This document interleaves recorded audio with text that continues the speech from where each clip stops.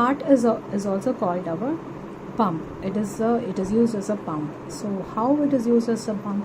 It is used to pump the oxygen rich blood to the other parts of the body, and it used to pump the carbon dioxide blood, which blood carries carbon dioxide to the lungs for the respiration.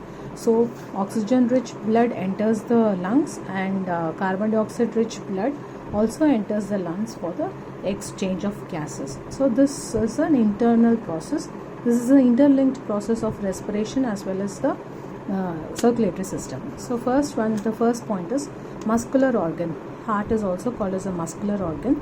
It is the size. If you see if you just find out the size of the heart, it will be just our fist size. So whenever whoever it is, if a small boy, if he makes a fist and shows, then that will be his size of the heart. If I'm an adult, if I make a fist and show, then that will be my size of my heart.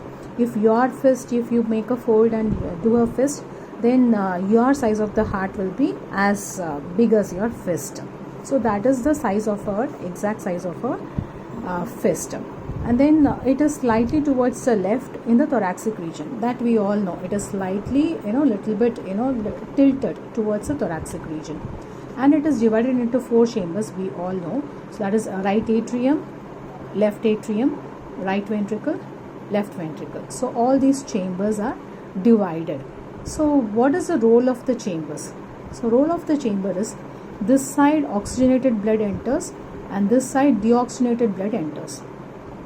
Deoxygenated blood enters through this side. So there should not be any mixing between the oxygenated and deoxygenated blood.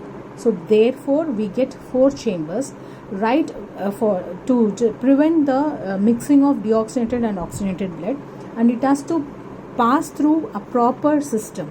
It has to pass through the pulmonary vein or through the pulmonary artery. That has to be proper. So for that the heart is divided into chambers. All the 4 chambers names are given. The next is how it is going to function. First one, carbon dioxide rich blood. Carbon dioxide rich blood from the other organs, what it happens, it carries to the lungs.